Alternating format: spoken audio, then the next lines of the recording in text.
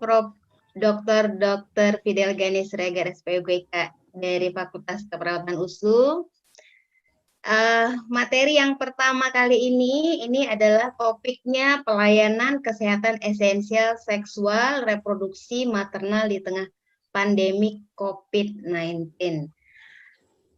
Boleh disiapkan Indira materinya?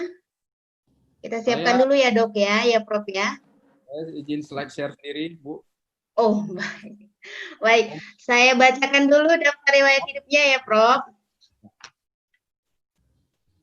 Pembicara kita kali ini adalah Profesor Dr. Muhammad Fidel Ganis Siregar dari saya baca yang penting-penting aja ya, Prof ya. Oh iya. Karena banyak sekali, Prof. Dan dari Departemen Obstetri dan Ginekologi Fakultas Kedokteran Universitas Sumatera Utara, dan Bapak Profesor kita ini adalah Wakil Rektor 2 Universitas Sumatera Utara. Kemudian nama istri boleh saya sebut ya, Prof ya? Istri saya memang hanya satu. Dr. Sally Azmila Mkat. Dokter kita ini punya putra 2 ya, dok ya. Nah, pendidikan formal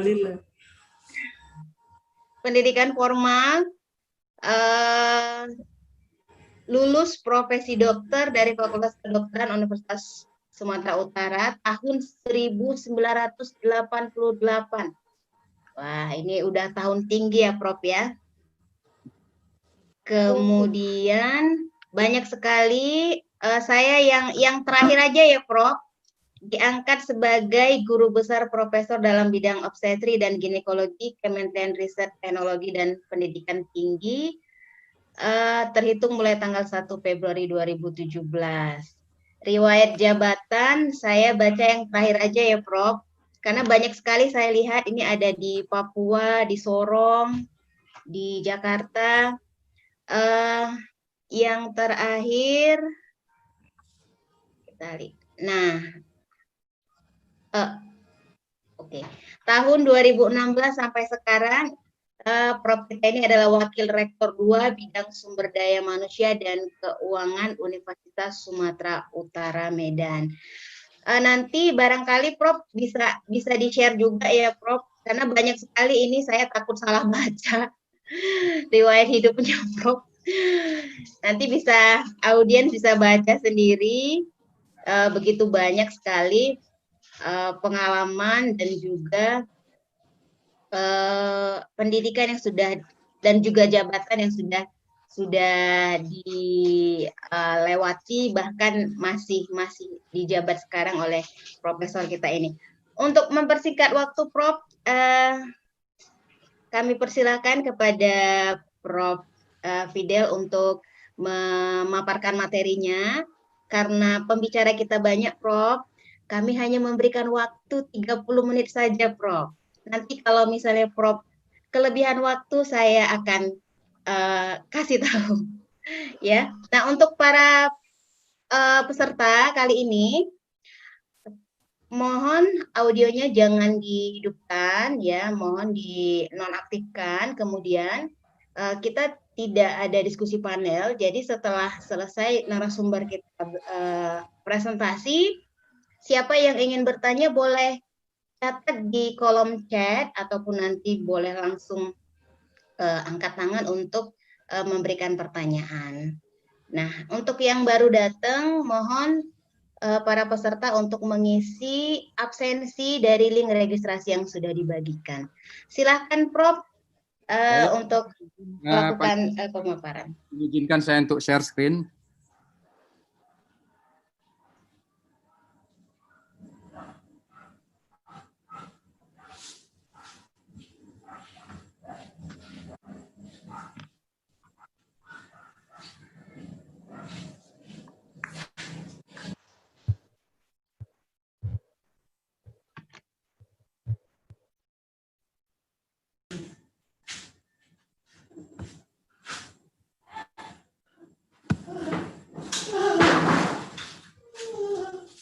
Ya, terima kasih. Assalamualaikum warahmatullahi wabarakatuh. Puji syukur kehadirat Allah Subhanahu wa taala, kita masih diberi nikmat sehat dan nikmat waktu.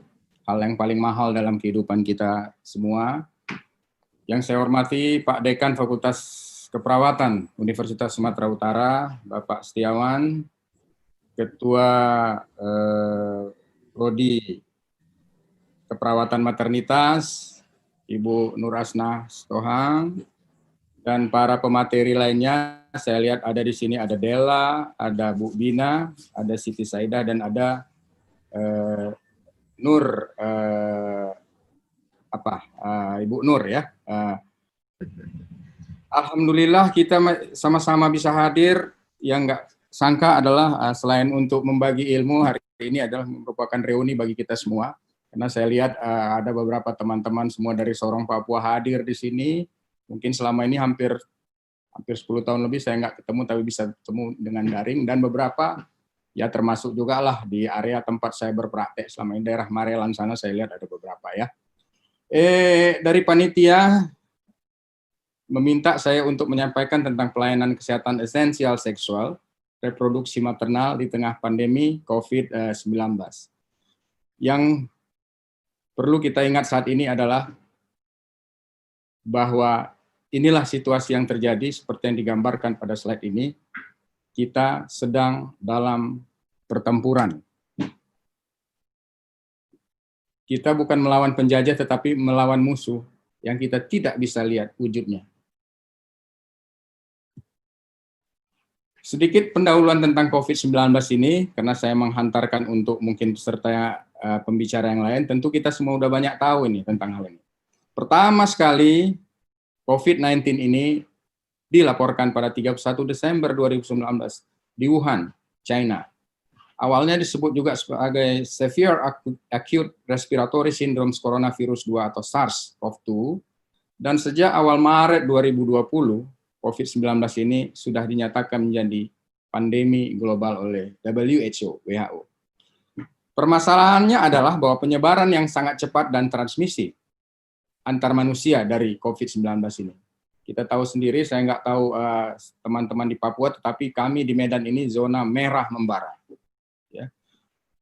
Bahkan di Marelan sendiri awalnya zona hijau, nggak pernah melalui kuning dan oranye, langsung ke merah.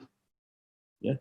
Perubahan dan update pedoman nasional terkait COVID-19 pada ibu hamil, ya tentunya saya akan berbicara banyak tentang ibu-ibu, ya untuk mengikuti kondisi terkini sesuai dengan scientific evidence.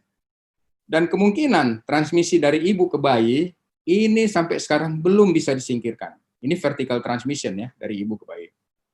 Dan tidak semua rumah sakit atau fasilitas kesehatan memiliki kemampuan yang sama dalam sumber daya dan fasilitas kesehatan yang dimiliki untuk mengelola maternal dengan COVID-19 ini. Dan ada wilayah-wilayah dengan penemuan kasus yang masih tinggi. Nah, dan yang perlu kita ketahui bahwa pada pasien COVID ini bisa terjadi yang namanya badai sitokin atau cytokine storm. Di mana kalau sudah terjadi keadaan seperti ini, akan sulit untuk mengendalikan penyakitnya. Dan sudah berbagai upaya pengobatan yang dicoba dilakukan di seluruh dunia. Tetapi pada beberapa kondisi tetap bahaya masih mengintai. Maka oleh karena itu paling penting di sini adalah pencegahan. Bagaimana kita memutus rantai penyebaran COVID? Ini sebenarnya fokus kita semua saat ini. Karena tolong diingat, belum ada obat yang terbukti benar-benar ampuh. Dan tentu saja pencegahan COVID ini sangat jauh lebih baik daripada mengobati kasus COVID ini. Beberapa hari yang lalu mungkin di media sosial di TVRI kita agak mengapresiasi dan berbahagia bahwa Fakultas Kedokteran UNAIR sudah mencoba untuk membuat obat yang akan diproduksi dan Bio Farma Fakultas Kedokteran UNPAD untuk menciptakan vaksin buat penyakit ini. Nah, karena kita akan berbicara tentang kesehatan reproduksi, jadi mungkin kita perlu mengetahui apa itu yang disebut dengan sistem reproduksi, hanya sekedar pengulangan bahwa re itu kembali dan produksi membuat atau menciptakan. Jadi reproduksi ini mempunyai arti satu proses kehidupan manusia dalam rangka menghasilkan keturunan demi mempertahankan hidup. sistem reproduksi ini dimiliki oleh pria dan wanita, tetapi mungkin kita akan lebih banyak berbicara tentang kesehatan reproduksi pada wanita pada pertemuan kali ini sesuai topik yang diberikan kepada saya. Nah, definisi dari kesehatan reproduksi menurut WHO dan Undang-Undang Kesehatan Indonesia adalah keadaan yang menunjukkan kondisi kesehatan fisik, mental, sosial seseorang yang dihubungkan dengan fungsi dan proses reproduksinya. Ini termasuk di dalamnya tidak memiliki penyakit atau kelainan yang mempengaruhi kegiatan reproduksi tersebut. Perempuan lebih rentan dalam menghadapi risiko kesehatan reproduksi, seperti hamil, melahirkan, aborsi yang tidak aman, pemakaian alat kontrasepsi, serta karena struktur alat reproduksinya, perempuan ini lebih rentan dan secara sosial maupun fisik terhadap penularan infeksi menular seksual. Berdasarkan tulisan, ini saya mengenang almarhum guru saya Profesor Diran Apandi, mantan Ketua PB POGI, bahwa ada 4 pilar penting dalam kesehatan reproduksi, yaitu 1 maternal care, yang kedua infant and child care, yang ketiga prevention and treatment, yang keempat itu fertility regulation. Jadi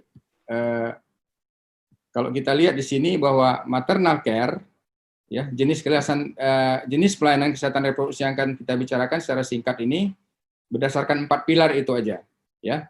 Nantinya mengenai detailnya akan dijelaskan lebih lanjut, terperinci oleh pembicara-pembicara selanjutnya. Saya hanya akan menyampaikan secara garis besar bahwa maternal care itu artinya kita melakukan pelayanan terhadap ibu hamil, ANC, persalinan, ya, postnatal care. Kemudian yang infant and child care ini kita menangani keluhan-keluhan ginekologi pada remaja dan pencegahan infeksi menular seksual, karena kita tahu remaja-remaja kita sekarang sangat rentan terhadap infeksi menular seksual ini.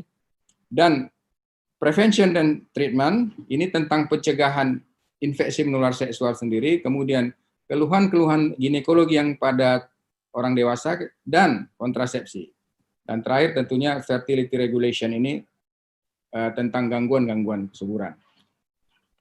Nah, apa yang terjadi selama pandemi? Tentu saja kita membicarakan tentang bagaimana pelayanan kesehatan reproduksi selama pandemi ini. Di mana pada masa pandemi ini akan ada beberapa perubahan-perubahan dalam pelayanan kesehatan yang kita lakukan. Di mana jika sebelumnya kita melakukan hal yang kita anggap biasa, saya biasa pergi praktek seperti biasa, sore, malam pulang, ya mandi sebentar, habis itu tidur. Nah, di sini keadaan yang terjadi sekarang tentu berbeda, ya. Sebelumnya kita melakukan hal yang kita anggap biasa. Saya artikan di sini dengan istilah old normal. Maka di saat pandemi ini akan ada beberapa modifikasi yang terpaksa kita lakukan seperti hal-hal berikut misalnya yang kita sebut dengan new normal dalam pelayanan kesehatan reproduksi. Nggak boleh mengumpulkan massa, penyuluhan tidak ditiadakan, ya, gunakan media. Screening, triase sangat penting. Ini tidak boleh mengumpulkan massa, termasuk kegiatan yang kita lakukan hari ini, sedemikian pentingnya, tapi kita tidak mengumpulkan massa. Saya apresiasi ini, ya. Screening triase di IGD maupun rawat jalan, ya. Malam ini kebetulan saya jadi supervisor jaga di Rumah Sakit USU, datang 2 pasien, 1 perdarahan karena abortus, ternyata rapid testnya positif. Yang satu lagi memang alhamdulillah setelah rapid test negatif dan dikonfirmasi dengan toraks foto dan hasilnya memang kita cenderung untuk negatif. Kemudian dilakukan minimal kontak dengan pasien, kurangi frekuensi dan lama berkunjung. Jadi lebih baik teleconference. Nanti saya lihatkan beberapa yang saya lakukan tentang teleconference ini. Beberapa juga ada beberapa pasien saya yang dari Papua masih beberapa menghubungi, ya. Tetapi pakai teleconference. Kemudian penentuan status penyakit pasien. Perlu nggak tindakan segera? Atau bisa kita tunda? Jadi bagaimana new normal ini sebenarnya? Apakah harus seperti pada gambar ini? Ya, ini serem banget ini. Entah siapa ini di belakangnya ini, ya. Ini hal yang nyata, ini dilakukan oleh sejawat kita nih. Saya nggak sebutkan departemennya. Sah-sah saja melakukan seperti ini, tapi perlu diingat. Modifikasi yang kita lakukan untuk new normal ini, apakah dapat membuat pasien malah ketakutan untuk berobat, ya, atau malah membuat kita sebagai tenaga kesehatan menjadi nggak nyaman. Saya nggak nyaman banget pakai seperti ini. Ya, kalau pasien malah terhibur dan kita juga tidak terganggu, ya sah-sah aja, ya. Agak aneh dilihat pasiennya, dia macam lihat film-film Star Wars ini. Ketika bertemu dengan kita. Tapi sebenarnya udah ada panduan-panduan tertentu ya, bagaimana cara menggunakan APD pada kondisi-kondisi tertentu, misalnya untuk pasien rawat jalan, kalau operasi bagaimana, dan sebagainya. Nah, selanjutnya nanti akan kita bahas satu persatu selama kesehatan selama pandemi ini. Penyuluhan tadi ditiadakan, tolong diingat, yang pasti kita saat ini sekarang sebaiknya tidak mengumpulkan orang banyak di satu tempat. Seperti penyuluhan yang biasa kita lakukan sebelumnya, ya, baik di puskesmas atau poliklinik. Tetapi sebenarnya informasi kesehatan tetap bisa diberikan kepada masyarakat dengan beberapa metode alternatif, ya, seperti kita lihat di sini, ya. Karena masyarakat tetap perlu mendapatkan informasi kesehatan, khususnya ya di bidang reproduksi, walaupun kita terancam dengan suasana pandemi ini, ya. Ini contoh penyuluhan tanpa mengumpulkan massa ini oleh BKKBN, kita apresiasi, ya. Memang di masa sekarang ini perlu kreativitas, ya, tetap menjaga protokol pencegahan COVID. Ini hanya salah satu contoh saja. Sekali lagi, tunda hamil dulu, kawin boleh, nikah boleh, hamil jangan. Bapak-bapaknya tahan dulu. Boleh nikah, boleh kawin, asal pakai kontrasepsi. Ini nanti akan dibicarakan oleh Dr. Della mungkin, ya, kontrasepsi. Nah, ini informasi diberikan secara online, seperti ini misalnya, ya. Ini kan bagus, ya, bisa. Nah, ini contoh aplikasi yang saya katakan tadi, bekerja sama antara ID dengan POGI untuk telemedicine, ya. Pasien berkonsultasi dengan tenaga kesehatan pun saat ini sudah bisa secara online, ya. Ya, seperti ini. Ini kerjasama. Nah, kalau saya berpraktek sekarang, bukan hal-hal yang bergensi, ya seperti inilah. Melalui Halodoc ada dokter kita, macam-macam dia, ya. Nah, kemudian hal yang sangat penting bagi kita tenaga kesehatan adalah bagaimana memilah pasien yang datang ke fasilitas kesehatan. Ya, hal ini kita sebut sebagai screening oleh triase. Contohnya yang kita lakukan di Rumah Sakit USU dan Adam Malik, ya, berdasarkan panduan yang dikeluarkan oleh Departemen Obgyn kami, Fakultas Kedokteran USU, kita akan menentukan status COVID pasien ini terlebih dahulu. Baru pemeriksaan selanjutnya akan dilakukan setelah status COVID pasien diketahui. Apa ini tergolong pada istilah yang sebelumnya, ya, yang lama kita pakai OTG lah, ODP lah, PDP atau konfirmasi COVID. Nah, kalau sekarang istilahnya tentu suspek, probable, dan lain sebagainya. Berubah-ubah istilah, tapi maksudnya sama atau sama sekali tidak mengarah ke COVID. Ini penting, karena bagaimana kita mempersiapkan diri nanti untuk status COVID pasien ini. Ya. Ini beberapa definisi operasional. Kita sering bingung, ada OTG, ODP kemarin, terus sekarang ada suspek. Ini suspek ini orang yang memiliki kriteria ada ISPA dan pada 14 hari terakhir sebelum gejala memiliki riwayat perjalanan atau tinggal di negara wilayah Indonesia yang melaporkan transmisi lokal. Jadi kalau ada orang dari Medan ke Papua, maka dia masuk suspek. Orang dengan salah satu gejala tanda ISPA dan pada 14 hari terakhir sebelum timbul gejala memiliki riwayat kontak dengan kasus konfirmasi probable COVID-19, ya. Atau orang dengan ISPA berat pneumonia membutuhkan perawatan di rumah sakit dan tidak ada penyebab lain berdasarkan gambaran klinis yang menyakitkan. Ya, ada kasus probable. Ini apa pula? Ini suspek ISPA berat meninggal dengan gambaran klinis COVID-19 dan belum ada pemeriksaan laboratorium. Ini probable. Nah, kasus konfirmasi, seorang yang dinyatakan positif terinfeksi virus COVID-19 yang dibuktikan dengan pemeriksaan laboratorium RT-PCR dan dibagi menjadi kasus konfirmasi dengan simptomatik, kasus konfirmasi tanpa gejala atau asimptomatik. Tapi kayak mana kalau video yang nggak ada nih? Jangan nampak mukanya. Seperti ini, ya. Saya terus terang tidak malu karena COVID ini adalah merupakan penyakit yang yang memalukan. Istri saya positif, anak saya yang nomor 2 positif, walaupun tanpa perawatannya tentu yang kita lakukan adalah kontak erat. Ini berarti saya termasuk kontak erat kan dengan beberapa orang yang tadi positif. Nah, pada kasus probable atau konfirmasi bergejala, untuk menemukan kontak erat, periode kontak dihitung 2 hari sebelum kasus timbul gejala hingga 14 hari setelah timbul gejala. Ini tolong kita ingat, ya, pada probable. Nah, pada kasus konfirmasi yang asimptomatik, untuk menemukan kontak erat Periode kontak dihitung dari 2 hari sebelum dan 14 hari setelah tanggal pengambilan spesimen kasus konfirmasi. Tolong kita ingat benar-benar.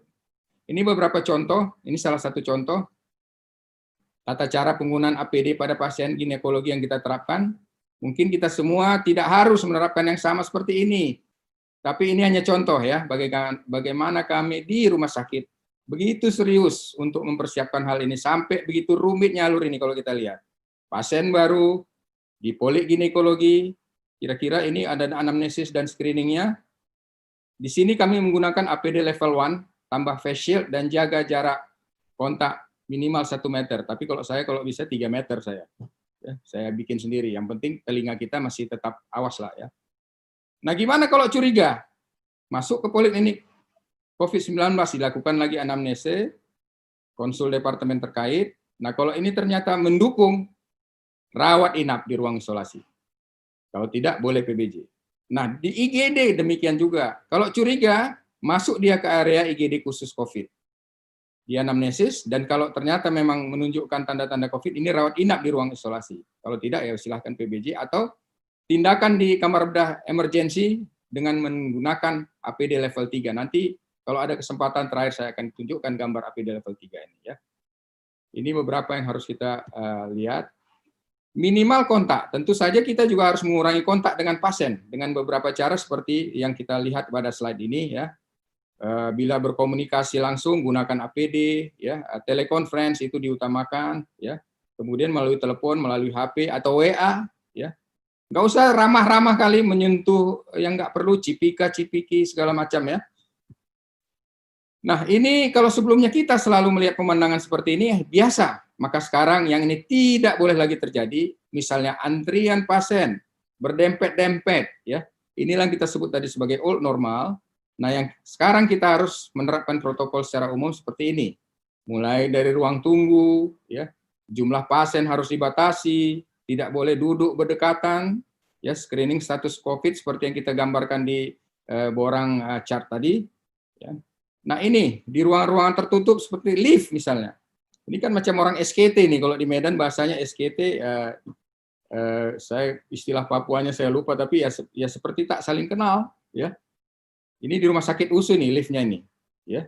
Nah, kemudian ini kita lihat kok banyak kali tusuk gigi di sini, kok baik kali kita menawarkan tusuk gigi, padahal rumah sakit bukan restoran, tetapi ini adalah alat yang dipakai untuk menekan tooth sini supaya tidak bersentuhan, ya. Nah, itu dia. Kemudian selanjutnya apabila pemeriksaan pasien sudah selesai kita lakukan, kita harus tentukan status atau tingkat urgensi penyakitnya. Apakah bisa diberikan pengobatan dengan obat-obatan biasa atau tindakan tertentu. Ya, kami menjadinya tingkat urgensinya seperti ini. Emergensi, tindakan yang bila ditunda bisa berakibat buruk, tindakan yang dapat ditunda beberapa minggu, tindakan dapat ditunda beberapa bulan. Ya, ini kami bagi-bagi seperti ini. Ini beberapa contoh tingkat urgensi penyakit yang kita tetapkan di Rumah Sakit Adam Malik dan Rumah Sakit USU. Ini bedah emergensi ini yang tidak dapat ditunda. Misalnya, kehamilan ektopik tentu nggak bisa ya. Sesaria emergensi ya. Ini bisa ditunda. Kanker serviks, nanti Dokter Della akan jelaskan. Ini dapat ditunda beberapa minggu ini misalnya. Ya, dilatasi kuretase untuk kecurigaan kanker misalnya ya. Kemudian tindakan ini beberapa bulan boleh kita tunda. Untuk tindakan kosmetik, repair vagina pasca persalinan, ruptura perineum tingkat 3-4 misalnya, mau dibagusin lagi, ya ini tunggu aja lah.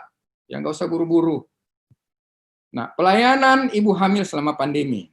Ya, ini adalah new normal secara umum pada pelayanan kesehatan. Selanjutnya kita akan berbicara secara singkat garis besarnya saja tentang pelayanan kesehatan ibu hamil selama pandemi. Ya, ini tadi sudah disampaikan di awal bahwa menurut WHO ini ibu hamil rentan terpapar COVID-19 karena ada perubahan pada tubuh dan sistem imunitas yang berpengaruh cukup signifikan akibat beberapa penyakit infeksi saluran pernapasan. Ya, selain bisa menularkan ke tenaga kesehatan, berbagai penelitian terakhir menunjukkan bahwa kemungkinan transmisi vertikal COVID-19 dari ibu ke janin semakin banyak ini dilaporkan.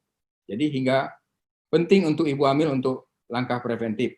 Ya, POGI udah menyatakan frekuensi kunjungan antenatal dikurangi.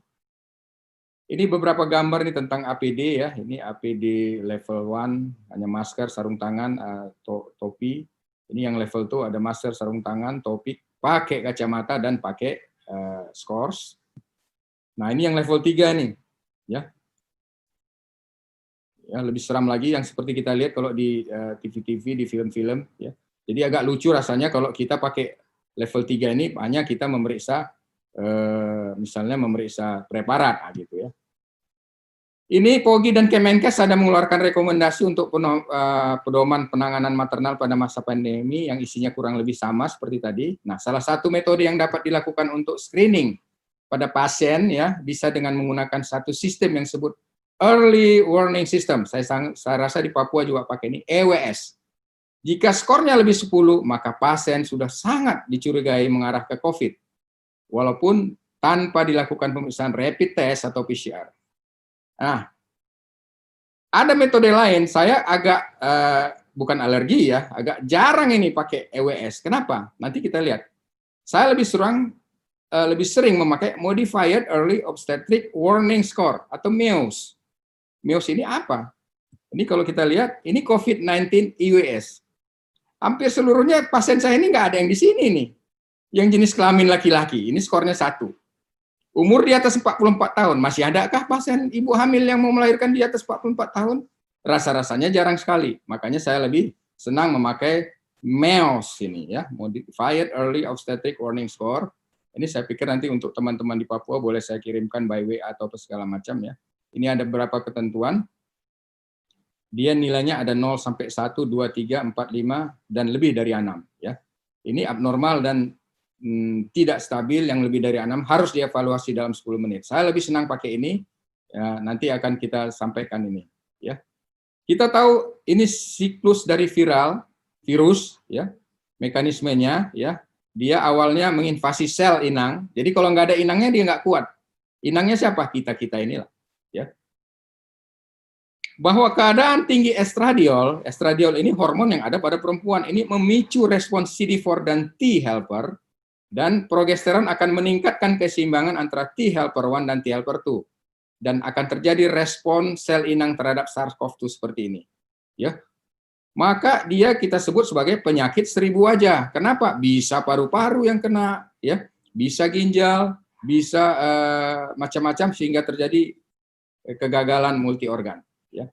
Nah, kalau berdasarkan rekomendasi dari POGI, maka masa pandemi ini ibu hamil sebenarnya disarankan datang untuk melakukan itu pemeriksaan kehamilan yang sering kita sebut ANC, itu 37 minggu ke atas saja untuk menentukan proses persalinan. Di luar itu bagaimana? Tidak perlu, kecuali ada keluhan tertentu atau bisa dilakukan dengan tadi telekonsultasi online. Ya. Nah, tentunya suplementasi asam folat, kalsium, vitamin D, dan lain-lainnya itu diberikan sesuai dengan rekomendasi nasional. Ya. Tapi kadang-kadang ada beberapa kondisi yang menyebabkan ibu hamil ini harus datang memeriksakan kehamilannya selain di usia 37 minggu tadi. Pada keadaan bagaimana? Mual muntah dia hebat. Ada perdarahan, ya, atau gerakan janinnya berkurang, ketubannya pecah, dan segala macam. Ya.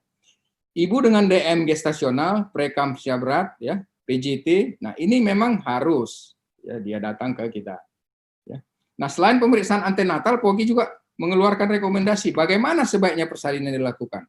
Tentu saja detailnya nanti akan disampaikan oleh pemateri-pemateri berikutnya ya. Ini saya hanya menggambarkan sepintas ya untuk mengurangi penularan, mengingat 13,7% ibu hamil tanpa gejala bisa menunjukkan pemeriksaan PCR COVID-19 yang positif. Dia tanpa gejala tapi positif.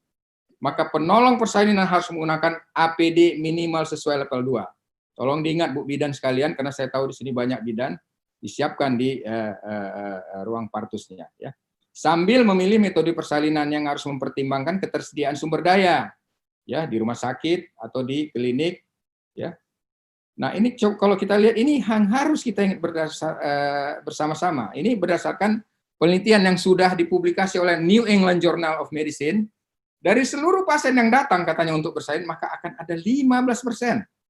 Ya, yang sebenarnya menderita COVID, namun yang bergejala hanya 1,9%, sementara 13,5% lainnya datang dengan tidak ada keluhan sama sekali. Namun pada pemeriksaan screening rutin ternyata baru ketahuan bahwa ini penderita COVID. Pengalaman tadi malam saya supervisor jaga datang dengan abortus imminens, walaupun masih rapid test tapi dia positif. Coba bayangkan. Ya. Nah, menurut rekomendasi dari POGI, sebaiknya persalinan pada penderita COVID dilakukan dengan seksio cesaria. Tapi kalau tidak tersedia fasilitas yang memadai, dapat dilakukan persalinan per vaginam dengan beberapa modifikasi. Seksio cesaria ini di kamar operasi yang memiliki tekanan negatif. Saya agak ragu-ragu dengan oka tekanan negatif ini, enggak banyak ini oka kita yang punya tekanan negatif ya. Di rumah sakit di Kota Medan. Saya nggak tahu keadaan rumah sakit umum Sorong sekarang, tempat dulu saya selama 10 tahun mengabdi ya. Tim operasi menggunakan APD level 3. Ini nggak ada cerita ya. Bila terdapat fasilitas kamar pembedahan yang memenuhi syarat proses persalinan pada PDP atau pasien terkonfirmasi COVID-19, ini dilakukan dengan alternatif SC dilakukan dengan melakukan modifikasi kamar bedah. Tolong matikan AC. Ya, atau modifikasi lain yang memungkinkan. Persalinan per vaginam dengan menggunakan delivery chamber dan tim petugas kesehatan harus menggunakan APD level 3. Jadi ibu-ibu bidan semua kalau masih melakukan pertolongan persalinan, ibu harus memakai APD level 3. Ya. Nah, pasca persalinan bagaimana? Ya, POGI bersama Ikatan Dokter Anak Indonesia mengeluarkan rekomendasi. Detailnya bagaimana nanti akan disampaikan oleh pemateri berikutnya. Ya, salah satunya adalah tidak diperkenankan melakukan inisiasi menyusui dini. Tolong diingat, bayi dirawat di ruang isolasi, tidak boleh rawat gabung. AKDR pasca persalinan tetap dilakukan, makanya nanti akan dibicarakan oleh Dr. Della tentang ini. Ya. Nah, berikut yang tidak kalah penting dalam hal manajemen kesehatan reproduksi adalah mengenai pelayanan kontrasepsi atau KB. Nanti Dr. Della akan menyampaikan mengenai detailnya ini. Ya. Kepala BKKBN, kebetulan sejawat kami semua, juga konsultan FAIR, mantan Bupati di Yogyakarta sama, Dr. Hasto Wardoyo, SPOG konsultan, memaparkan beberapa data dan potensi masalah terkait kontrasepsi ini. Ya. Bahwa pemakaian AKDR mengalami penurunan antara 35-47% selama pandemi ini. Kalau ini turun berarti ada angka lain yang naik nanti, angka kehamilan ya. Ini meningkat jumlah kehamilan yang tidak direncanakan. Jadi karena ada kesempatan hamil ya, bukan karena merencanakan mau hamil ya, 15% tahun 2021 mendatang. Ya, potensinya apa? Peningkatan angka kehamilan, apalagi yang tidak direncanakan menimbulkan masalah ini bagi keluarga di tengah situasi ekonomi yang sedang lesu akibat pandemi ya. Tantangan bagi pemerintah untuk mengendalikan pertumbuhan penduduk. Jadi ada istilah yang susah akan makin susah itu bisa juga itu kita pertimbangkan di sini ya. Ini beberapa rekomendasi yang dikeluarkan oleh Royal College of Obstetrician and Gynecology, RCOG, disarankan untuk melakukan kontrasepsi yang jangka panjang lah saat sekarang ini. Ya, AKDR, implan, suntik atau pil KB. Ya. Kalau kita akan memberikan pil KB, sarankan untuk memberikan pil KB yang tidak ada komponen estrogennya. Ingat tadi kita cerita di depan bahwa ya, beberapa estrogen itu bisa meningkatkan hal-hal yang tidak kita inginkan, mengingat telah dijumpai beberapa fakta bahwa pada penderita COVID dijumpai penggumpalan darah yang berlebihan yang diduga menjadi salah satu penyebab kematian pada pasien COVID. Sementara kita ketahui kan pemberian estrogen ini meningkatkan risiko tromboemboli sehingga sebaiknya dihindarkan sementara ini. Nanti diterangkan oleh Dr. Della ya. BKKBN ini bekerja sama dengan Kemenkes juga mengeluarkan panduan untuk ini. Ya. Begitu juga untuk calon pengantin. Ini perlu kita perhatikan kesehatan reproduksinya, dan untuk bimbingan mengenai kesehatan reproduksi pada calon pengantin ini dapat diakses ternyata secara online ya. Di sini dia www.bimbinganperkawinan.com ya. Yang terakhir kita bahas mengenai kesehatan reproduksi adalah mengenai pelayanan infertilitas atau gangguan kesuburan di masa pandemi ini. Yang termasuk juga di dalam 4 pilar kesehatan reproduksi tadi yang kita sampaikan di depan ya. Sebelumnya American Society of Reproductive Medicine atau ASRM dan ESHRE, European Society of Human Reproductive and Embryology, ini 2 lembaga kesehatan reproduksi di Amerika dan Eropa mengeluarkan pernyataan bahwa semua pasien yang ingin menjalani program kehamilan sebaiknya ditunda dulu dengan alasan-alasan sebagai berikut ya. Mencegah komplikasi dari terapi program kehamilan, mencegah komplikasi terkait COVID-19 selama kehamilan, untuk mencegah transmisi vertikal COVID-19 dan berhubungan dengan kebijakan lockdown di beberapa negara. Jadi kita tolong hati-hati, misalnya mau ikut bayi tabung, pada saat mau embrio transfer, datang sehat-sehat, ya datang ke rumah sakit, di halaman ketemu dengan pasien yang mungkin asimptomatis tadi, tetapi tidak pakai masker, karena saya kok agak seram ya, agak miris juga melihat situasi kita. Kadang-kadang saya kebetulan sering lewat di Jalan Dr. Mansur malam-malam itu terlalu padat ya, tidak menjaga jarak, tidak memakai masker dengan benar ya. Namun kemudian pernyataan tersebut direvisi ya, sama seperti pernyataan oleh Perfitri. Perfitri ini kita punya di Indonesia, nyatakan bahwa pelayanan infertilitas bisa dimulai kembali dengan beberapa pertimbangan sebagai berikut. Ini dia. Pandemi COVID-19 di berbagai negara sudah mulai mereda. Apakah kita masuk di sini mulai mereda? Saya tidak berani komentar tentang ini. New normal sudah mulai diterapkan di beberapa negara. Kita sudah mulai menerapkan new normal. Belum ada bukti pelayanan infertilitas berbahaya pada COVID-19. Belum ada bukti ibu hamil lebih berisiko terhadap infeksi COVID-19. Belum ada bukti adanya transmisi vertikal COVID-19 dari ibu ke janin, diutamakan pada pasien dengan cadangan ovarium yang sudah menurun. Ini untuk IVF atau bayi tabung ya. Kemudian ya faktor ekonomi tentu. Kan kita sama-sama tahu, ini kan tidak ditanggung oleh asuransi kesehatan kita ini. Bayi tabung atau teknik reproduksi berbantu ini ya. Jadi sebagai simpulannya, bahwa segala pelayanan kesehatan reproduksi ini tetap diusahakan berlangsung selama masa pandemi COVID-19 ini. Nggak boleh berhenti. Ya. Prinsip pencegahan infeksi itu harus diutamakan. Kita sudah terangkan di depan tadi tentang beberapa APD. Ya. Ikuti protokol-protokol yang ada. Yang populer saat ini, mau ada webinar tentang apapun, mau ada cerita tentang apapun tentang COVID-19, yang jelas selalu diingatkan, pakai masker, jaga jarak minimal 1,5 sampai 2 meter, tadi ada yang bilang 1 meter, tapi makin jauh makin bagus, bersih-bersih diri dengan sering mencuci tangan, dan mandi bersih ketika kembali ke rumah dari tempat yang di luar rumah kita. Ya. Usahakan pasien dan tenaga kesehatan tetap nyaman. Tadi sudah kita gambarkan, kalau saya pakai pakai APD yang hitam seluruhnya macam macam Power Rangers atau apa segala macam itu ya, macam zombie ya, pasien mungkin jadi takut atau dia malah tertawa terbahak-bahak melihat saya gitu ya. Nah, dalam rangka all normal ke new normal tadi ya, tetap harus dilakukan pelayanan kesehatan reproduksi. Mungkin itu yang bisa saya sampaikan sebagai pembuka untuk pertemuan kita kali ini, karena nanti pasti akan ada pembicara yang lain yang lebih menarik lagi.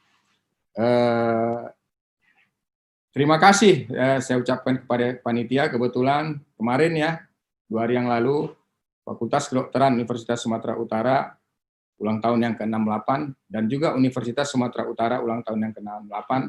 Kebetulan tanggal lahir Fakultas Kedokteran adalah menjadi tanggal lahir dari dari Universitas Sumatera Utara. Ini yang bisa saya sampaikan kepada panitia. Saya ucapkan terima kasih, dan kepada seluruh yang hadir, baik itu dari Sumatera Utara, dari Marelan dan sekitarnya, ya, sampai ke Sorong Papua sana, ya, teman-teman lama saya di sana. Terima kasih atas kehadirannya. Mudah-mudahan ini bisa bermanfaat buat kita semua. Saya kembalikan kepada panitia. Assalamualaikum warahmatullahi wabarakatuh. Waalaikumsalam warahmatullahi wabarakatuh.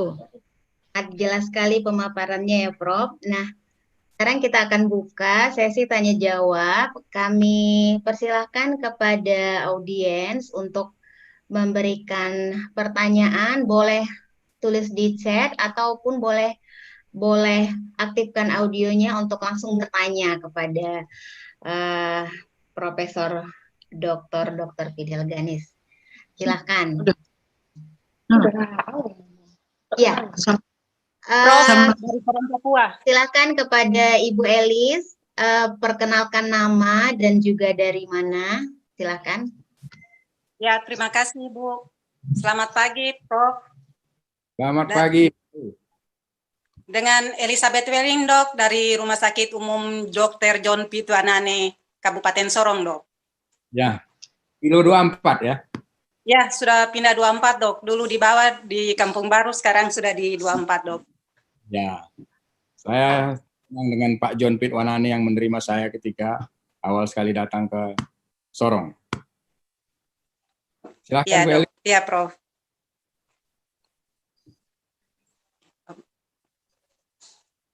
Ya, silakan Bu Elis.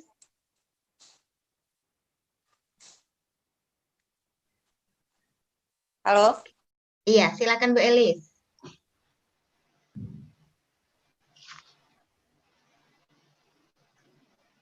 Halo Bu Elis, ini barangkali Ya, jaringan. halo. Ya, jaringan. Iya, Ya, iya, Prof. nggak apa-apa. Ya, Ya, silakan. langsung. Ini, Prof, mengenai tadi pemeriksaan yang saya mau tanya mengenai rapid dengan swab ini, Dok, karena kebetulan sudah baca teorinya, cuman banyak persepsi, Dok, jadi bingung karena kebetulan hari Jumat kemarin saya kontak dengan pasien yang positif COVID-19 yang seharusnya dirujuk di rumah sakit rujukan COVID-19, tapi karena sudah istilahnya orang Papua bilang sudah brojor, akhirnya kita tolong saja, Prof. Itu ada pendapat bahwa kalau terlalu dini untuk swab, itu hasilnya kurang akurat. Sementara kalau yang saya baca juga di teori bahwa kalau rapid itu antibody yang dibentuk, jadi mungkin 7-14 hari baru pemeriksaan untuk mengetahui hasil yang pasti. Sementara untuk swab, kalau tidak salah 1 kali 24 jam, bisa 2 kali 24 jam bisa lihat hasilnya. Nah, pertanyaan saya, Dok, kan hari Jumat itu kita swab. Ini kok nyalakan sengaja nih? Ya, Bu? Masalahnya nyala terus ini. Ya, kau ujian nih kalau. Sebentar. Masuk dari ibu yang lain itu. Silakan. Oh ya. Halo, Prof. Iya, lanjutkan Bu Elis. Ya, Prof. Ya, jadi yang saya mau tanya itu, apakah kalau terlalu cepat swab, karena hari Jumat kita kontak dengan pasiennya positif, terus hari Minggu kita swab, terus hari Seninnya itu hasilnya keluar. Apakah itu nilainya akurat apa tidak, Dok, Prof? Karena banyak persepsi, akhirnya kita juga jadi takut sendiri, jangan-jangan terlalu cepat saya pemeriksaan swab, sementara dinyatakan negatif, ternyata ke belakangnya bisa positif, Dok. Bagaimana menurut Prof? Terima kasih, selamat pagi. Terima kasih Bu Elis. Saya bisa langsung jawab ya, Bu Febrina. Silakan Prof. Ya, berarti saya berbicara dengan pushback ini, ODP, Bu Elis. Ya, Prof. Jadi Bu Elis, saya sangat setuju berdasarkan base yang ada bahwa Ibu langsung melakukan swab pada hari Minggu. Ya, Prof. Mas, saya pengalaman pribadi bukan untuk sesuatu memang menyakitkan bagi saya dan keluarga. 40 hari yang lalu saya wafat karena COVID. 2 kali ya rapid test itu negatif. 2 kali rapid test itu. Berikutnya adalah dilakukan swab, ya, baru ketahuan. Nah, kita, berdasarkan yang kita sampaikan tadi bahwa kapan kita harus lakukan swab, jadi udah pada saat yang tepat. Ibu telah kontak dan 2 hari setelahnya dengan orang yang terkonfirmasi ya dengan COVID. 2 hari setelahnya Ibu melakukan swab dan keluar hasilnya, dan itu hasilnya benar-benar akurat. Jadi Ibu tidak usah ragu lagi, kalau Ibu dinyatakan negatif pada saat itu, berarti Ibu saat dilakukan pemeriksaan itu memang tidak terkonfirmasi ada COVID-19 di nasofaring Ibu.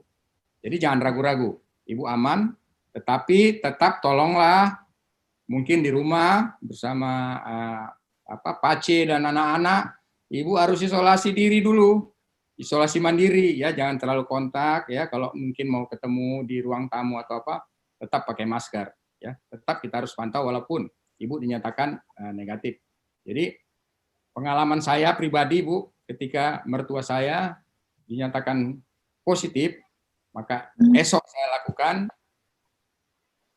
swab test langsung.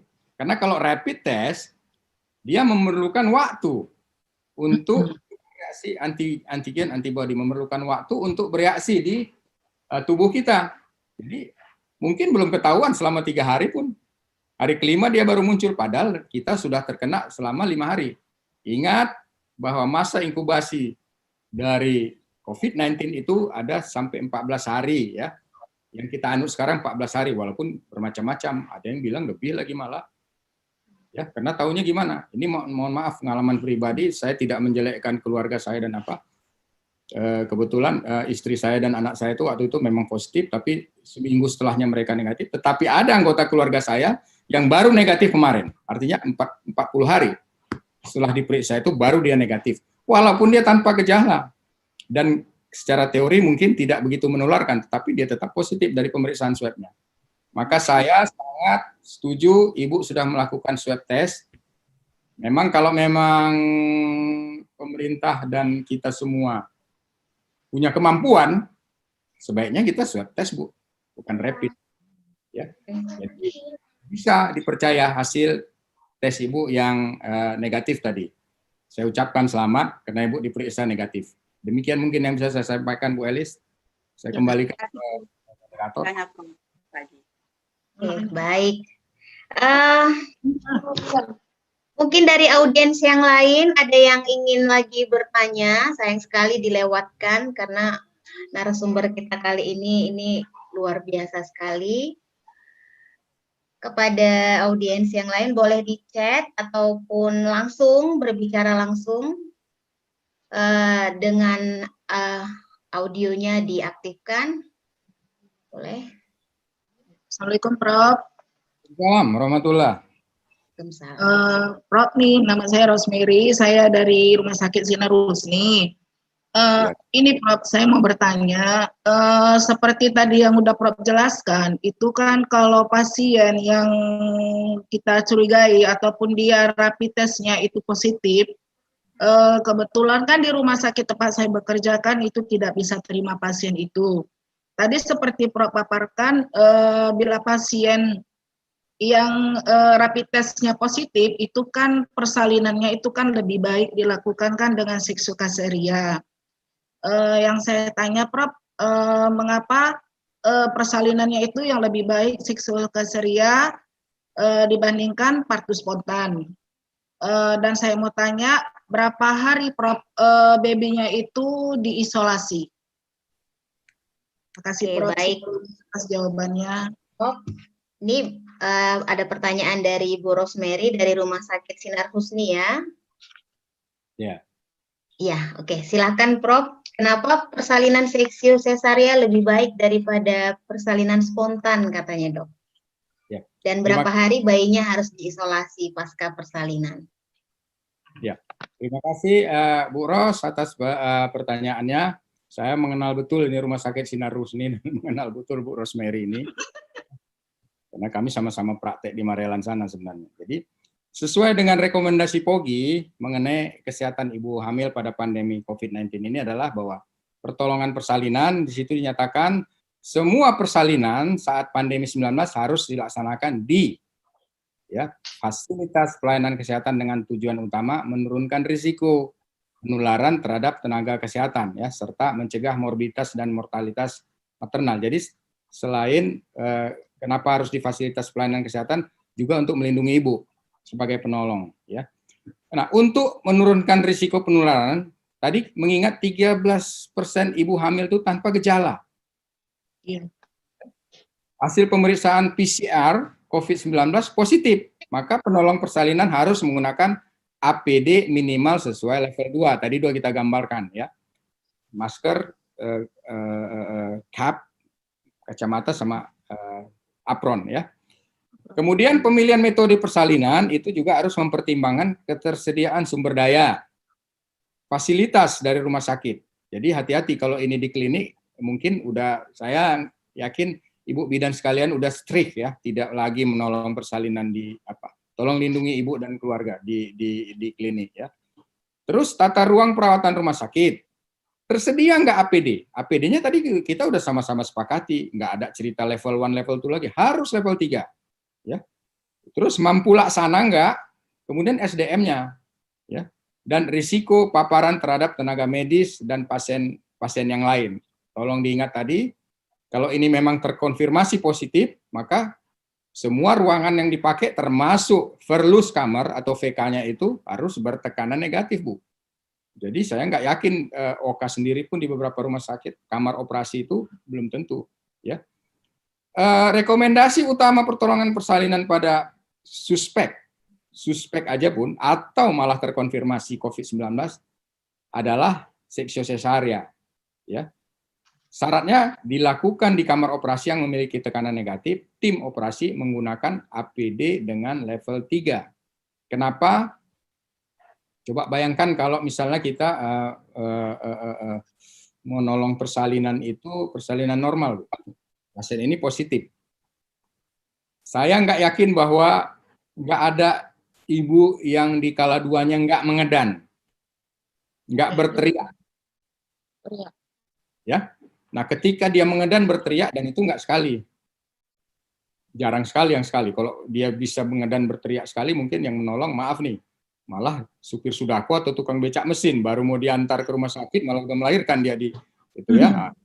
Berulang-ulang sambil teriak, dan teriakannya itu, kalau dia memang positif, itu akan menyebarkan ke kita semua di ruangan itu. Sedemikian lama kita terpapar, karena keterpaparan lama itu, durasinya kita terpapar dengan yang terkonfirmasi positif itu akan menentukan bahwa kita itu akan lebih potensial untuk tertular atau tidak. Makanya selalu dianjurkan seksio sesaria. Kenapa? Seksio sesaria kan ibunya tentu dilakukan pembiusan. Pembiusannya pun juga harus kita pertimbangkan terhadap anestesi. Ya, pembiusan yang dilakukan untuk tindakan seksio sesaria biasanya kan spinal. Spinal itu hanya ibunya membungkuk sedikit, kemudian ditusuk dari belakang dan dia terbaring tenang. Ya, kita juga harus mempertimbangkan petugas anestesinya. Dia berbaring tenang tentunya tidak berteriak dan tidak menimbulkan aerosol keluar dari pernapasannya. Berseliweran di udara, apalagi OK-nya pakai AC. Makanya tadi Bu, kalau memang itu terkonfirmasi positif, kan dilarang pakai AC. Ya, nah itulah salah satu alasan, salah satu ya, banyak yang lain lagi kenapa harus. Ya. Tetapi kalau tidak terdapat fasilitas kamar pembedahan yang memenuhi syarat tadi, ya, proses persalinan pada pasien dalam pemantauan atau terkonfirmasi, ya, ini dapat dilakukan dengan alternatif. Seksionya dilakukan dengan modifikasi kamar bedahnya. Itu tadi modifikasinya matikan AC ya. Kemudian persalinan pervaginam dengan menggunakan chamber. Ya, pelindungnya apa semua alat pelindung diri sesuai level 3. Tetapi ibu kan was-was itu. Udah tahu ini bakal lama ini. Ya, kalau dia multigravida mungkin 1 jam. Kalau primi gitu pembukaan lengkap sampai melahirkan, kalau ini normal-normal aja 2 jam ibu bersama-sama dia. Sementara dia positif dan mengeluarkan teriakan-teriakan dan semburan-semburan nafas. Ya, maka lebih dipertimbangkan untuk dilakukan seksio sesaria. Nah, pengambilan keputusan di lapangan itu tentunya DPJP lah yang menentukan juga ya. Nah, pasca persalinan tadi ada bagus sekali pertanyaannya. Itu ada sesuai kesepakatan antara ID Ikatan Dokter Anak Indonesia dengan POGI ya, pasca persalinan, pasien yang dalam pemantauan maupun yang terkonfirmasi COVID-19 ini dapat menyusui bayinya dengan catatan ibu dan bayi menggunakan alat pelindung diri. Maka kalau kita lihat beberapa media sosial sekarang kan ada anak kecil baru lahir udah macam astronot nih, ya kan, oleh rumah sakitnya dibikin keren sedemikian rupa, jadi dua-dua pakai. menggunakan face shield. Ya, maskernya N95. Dan bayinya menggunakan face shield khusus neonatus. Saya nggak tahu, mudah-mudahan Sinarus ini ada face shield khusus neonatus.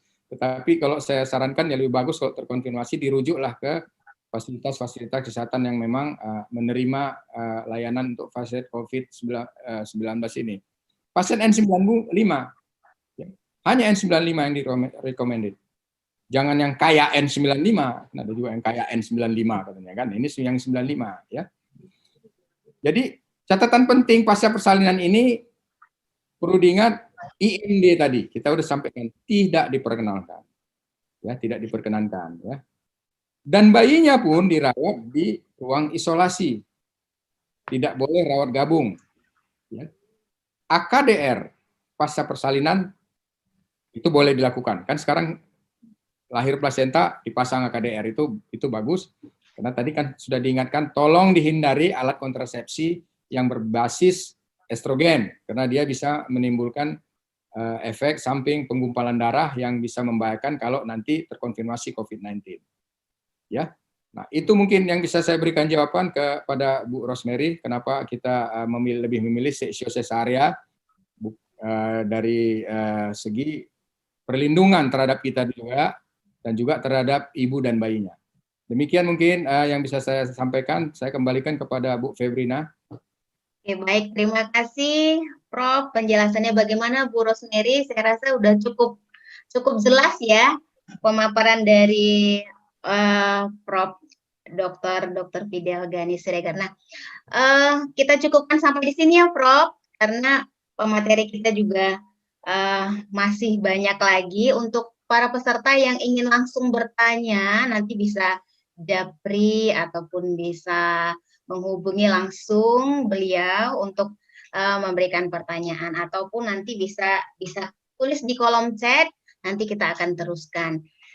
Baik Prof, closing testimoni Prof sebelum kita akhiri pemaparan Prof pagi ini, boleh Prof? Saya rasa yang perlu saya sampaikan adalah sebenarnya kalau kita lihat mungkin ibu bapak sekalian, ibu-ibu ya, bapaknya cuma 2 nih, saya sama Setiawan aja kayaknya. Selalu itu yang disebutkan dan selalu tolong kita ingat. Yang pertama adalah pakai masker. Ya, itu udah menjadi hal yang biasa bagi kita petugas kesehatan, tapi tolong diingatkan lingkungan sekitar kita, pasien-pasien kita. Yang kedua adalah menjaga jarak. Jadi kalau saya pakai masker, pasien pakai masker, itu kemungkinan tertularnya kecil sekali. Ditambah dengan jarak 2 meter, kemungkinan tertularnya menjadi 0%.